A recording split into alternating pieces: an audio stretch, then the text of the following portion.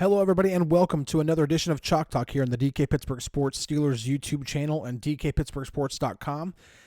Russell Wilson, the moon ball, the deep ball, whatever term you want to put on it, it's becoming more and more of a factor in the Steelers' offense, and it was a factor again in the Steelers' 28-27 win over the Commanders. And so I wanted to take a closer look at this, at least what we can see on film, so we can kind of see why it's unlocking what it's doing. Why? Well, first off, George Pickens. I mean, it's kind of easy to see why once we look at what George Pickens can do, but then also kind of play into other factors. Okay, Van's caught a couple of them over the season, but it's been inconsistent. Calvin, the same thing. And then Mike Williams comes in, first target, he's able to make a heck of a catch on one. So I want to kind of break this down a little bit in terms of what to look for in future games, so you can kind of see why Russell Wilson is so good at throwing the deep ball, what he does, where he aims, the trajectory of it, and what needs to happen for the receivers moving forward. So here, let's look at this first play. This is the George Pickens touchdown. Ridiculous catch.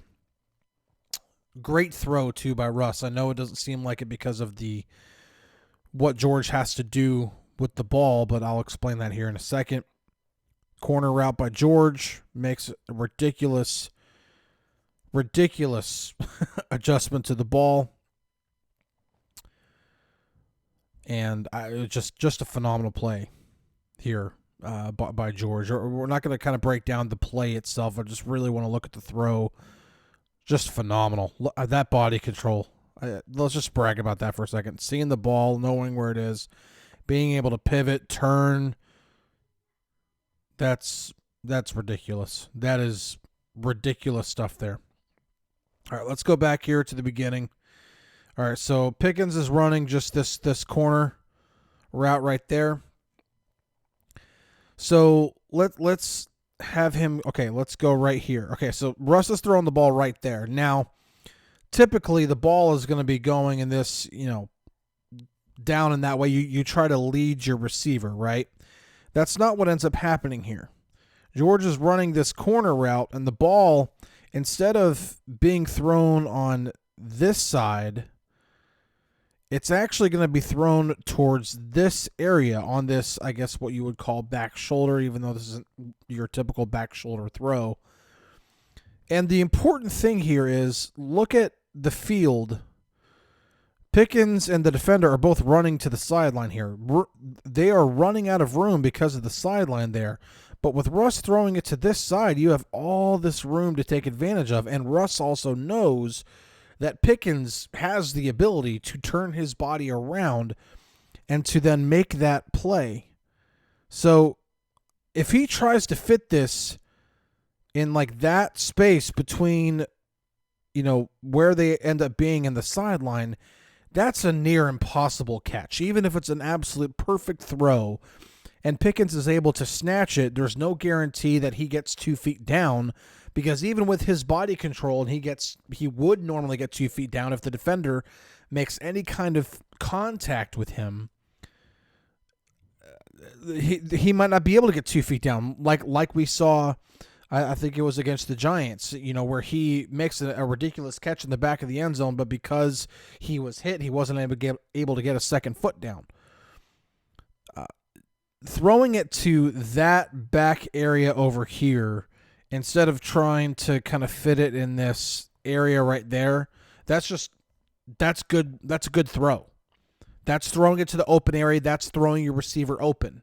Knowing that and also knowing the receiver that you're throwing to. It's George Pickens. He knows that, hey, Pickens is running the corner route. If he gets the separation that I would normally expect him to get, then I can just lead him to the corner and he can just catch it and it's fine. But if he's covered, I can throw it where there's extra space over here on this side, instead of trying to fit it in this tiny window right there. Throw it back over on this side right here and let George make an adjustment. That's honestly a very, very good deep ball. Now, We saw it happen with George. He threw another deep ball to Georgia later in the game. I don't have that one in here because I just want to look at a deep ball to each one of these 4 receivers here. So that was one to George. This one is to Van Jefferson. Now, there's been a lot of talk about the red line, right? Mike Williams took a shot at Aaron Rodgers with his Instagram post saying #redline.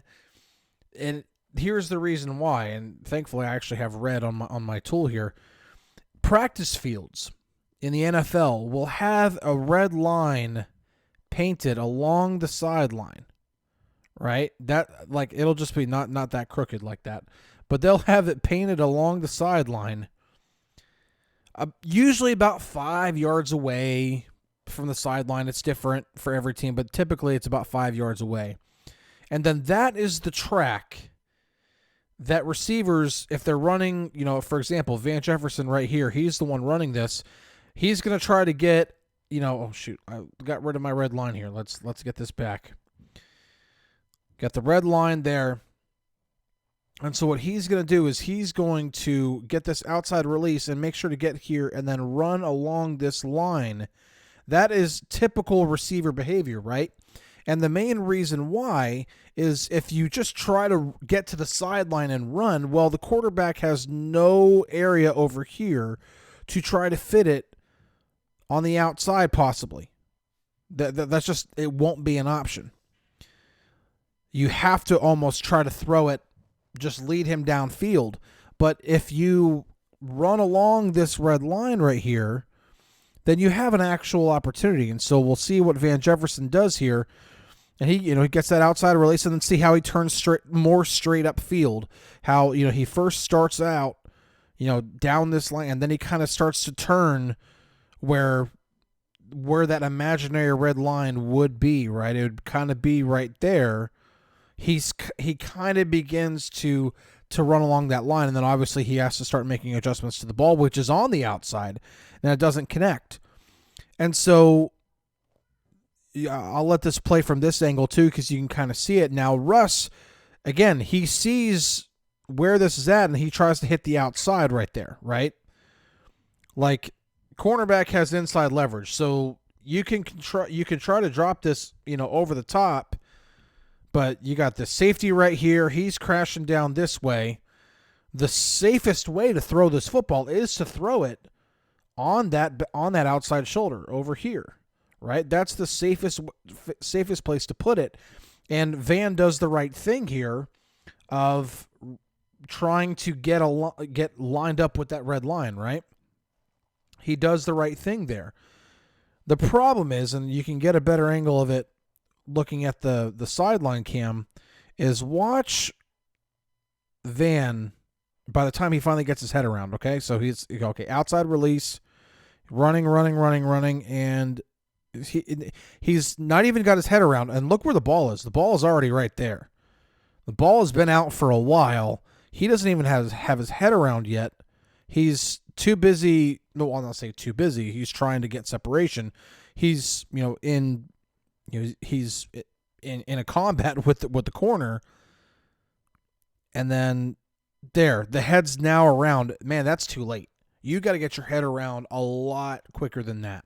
And I saw it live. I remember watching this play live. We're sitting in the press box, which is in this corner of the end zone over there. And I'm seeing this. I see the outside throw, and I'm like, dude, he's not getting his head around.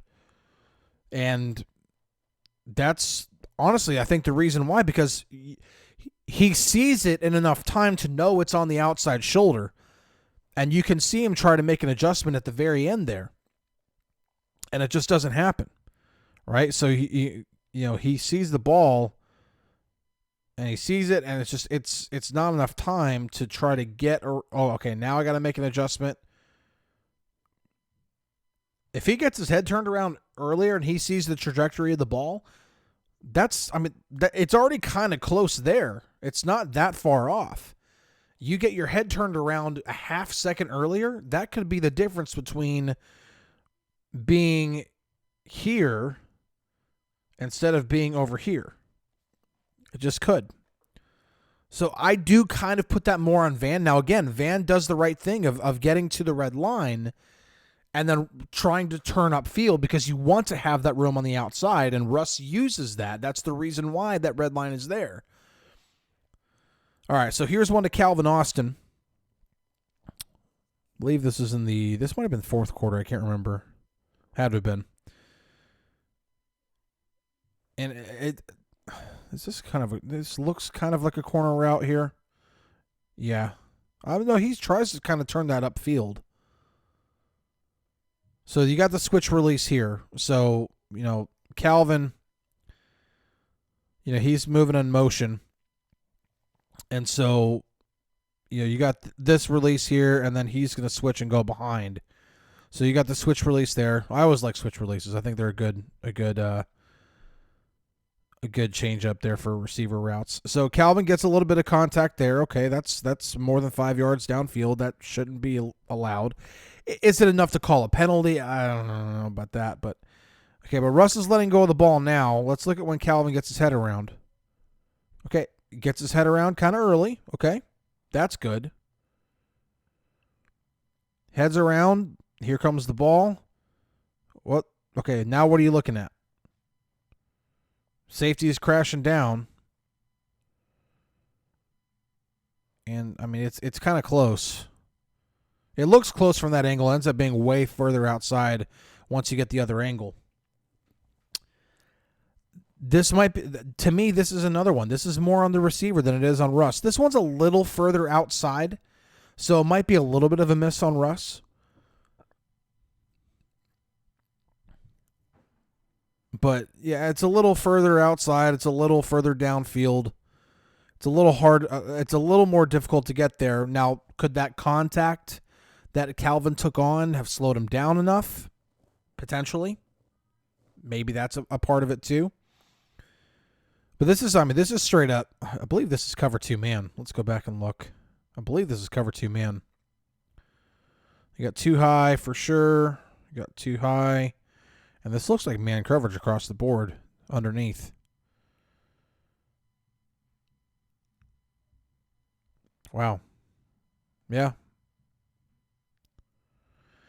So, again, this one's kind of on Russ a little bit. But again, okay, tracking the ball, great. Tracking the ball, and then safety's coming, and he peeks. You can't do that, man.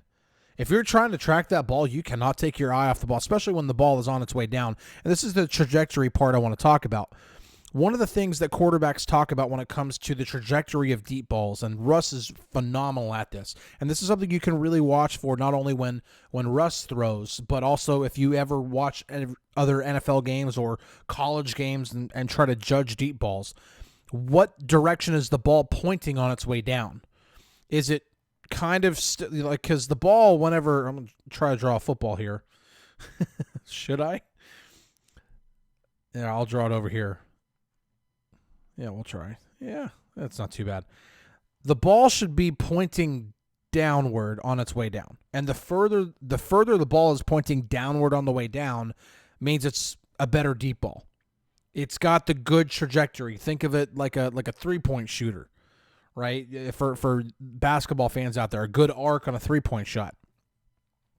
It's got that good arc, so the ball starts off, pointing up, and then on its way down, it'll be, pointing down. And this ball is on its way down. It's pointing down. Not a lot of balls. Some balls kind of flatten out on quarterbacks, and those typically aren't the best deep balls because they don't get a lot of air under them. Russell Wilson is a phenomenal deep ball thrower, and this is one of the reasons why is he's able to get that air under it and really get that ball to start off pointing up, and then on its way down, it turns over and it starts pointing down. But this right here, this last little peak, or was it that peak right there? Like, you got to keep your eyes on the ball. Like, it's not easy. It's going to the outside. You have to be able to track it. Also, this is just my beef, and this is nothing against Calvin Austin because he can't control this whatsoever. But it's a small window for a quarterback to hit. He's a very, very small dude. He's like, what, 5'9"? It's too small of a window to be trying to use him to hit these deep passes.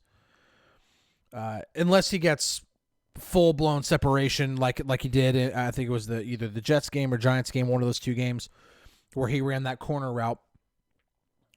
I mean, he just got plenty of separation. He ran a fantastic route, got open. That's an easy pitch and catch. All right, here's the Mike Williams one. All right, so this was the one, the whole red line thing. So, okay, let's get the red line here. Probably about right there would be your typical red line. Okay. Let's look at what Mike Williams does. So straight up, kind of in, and then a little bit, then straightens it out, bends to the outside because the throw's going outside. This is textbook stuff on a vertical route. So that's a receiver who's ran a lot of vertical routes. Phenomenal control there. It's also Russ's best throw of the day. I'm not going to sit here and try to say that those other passes from to Van Jefferson and Calvin Austin were just as good of throws. The one to Van, I feel like if Van would have got his head turned around, it was on par, kind of close to this throw right here. Because Williams, he kind of attacks the corner inside first, and then he just kind of turns on the Jets when he gets to this outside here. But again, if you're Aaron Rodgers watching this, you're seeing Mike Williams he's doing this, and then he's kind of breaking to the outside. Oh, wait, it's not working right now. Here we go. You'd say that, actually, let's go ahead and bring this to the beginning. So you'd say, okay, he's trying to get this to the outside, and then he kind of bends it to the outside and just kind of keeps going to the outside. That's not what he does. He tries to sell the corner inside, and then he does turn it back upfield, right? So let's see. He starts going to the outside, then it's that foot right there, that foot that hits right there. He cuts, back to the outside. But watch, he does start to straighten this out. He doesn't continue to go to the sideline. He does continue. He does try to run upfield. Now, again, he sees also, we've been talking about getting the head turned around. Watch how quickly Williams gets his head turned around. He gets past the corner. As soon as he gets past the corner, boom, head turned around right there. This ball's not caught until there. So by the time he gets his head turned around there at the 18-yard line, 17.5-yard line, I mean, that's 17.5 yards, 17 yards that he's had to track that ball. That is a huge difference. And he keeps his eyes on that ball the whole time. Now, to be fair, about Calvin Austin, he had a safety crashing down on him pretty hard. Williams doesn't have that here, and that's the George Pickens effect. And this is what I was talking about when Mike Williams was first acquired was, they're showing a too high shell here. Like, that's what they're showing, but this safety ends up kind of crashing down and playing a robber. And so this guy is then responsible for the entire, this is a cover one blitz here, but this one high safety ends up being shaded over because there's number 14. They don't want 14 beating them right here. They want anybody else on the football field beating them right now except for 14. 14's not going to beat us. That's their goal here. And this is why adding a receiver like Mike Williams is such a big deal for this offense, because you can do this right here. You can have him run a go route, beat his man, throw him a ball. Now, granted, terrible coverage, by the way. This is terrible coverage. I mean, he should not get this kind of separation that easily. But Williams, good go ball runner. He's not horribly slow anymore. Like, coming off the ACL injury, you kind of see it okay, but he's still got plenty of speed. He gets downfield. He makes the adjustment. He keeps his eyes on the ball the whole time, makes the catch. Phenomenal adjustment. And then, again, from the end zone angle, you can see he's running down that, for him right now, imaginary red line, and able to make an adjustment. Phenomenal throw by Russ, by the way. See, just watch. He's running down that line. Oh, this is going to the outside. Okay, I can adjust to it. That's not an easy catch. That is not easy whatsoever. Russ, man, he knows how to throw the deep ball. Mike Williams knows how to get them. George Pickens obviously knows how to get them. This is what I envisioned whenever Mike Williams was first acquired. was they can do this type of stuff. Now you have two guys who can go downfield. This is nothing against Van Jefferson and Calvin Austin III. Those two guys absolutely can do certain things in this offense, but these are the guys who help take the top off the defense.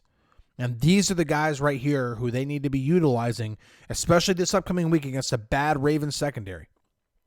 Anyway, I'll go ahead and wrap this up. I mean, 4 plays. This ended up being more than 20 minutes. I apologize for that. That's a long time for just 4 plays, but wanted to also add that extra commentary to help you guys understand what to look for in the future. How quickly are they getting their heads turned around? Are they running down that red line? Is Russ using that outside, that portion between the red line and the sideline? This is the art of throwing the deep ball. Russ knows how to do it. He's been doing it for a long time. He's great at it. Anyway, we're going to wrap this up. Thank you so much for tuning in. I'll be back next week to break down something from the upcoming Steelers-Ravens game. I'm sure that'll be plenty exciting. So in the meantime, catch you guys on the Flippity Flip. We'll see you later.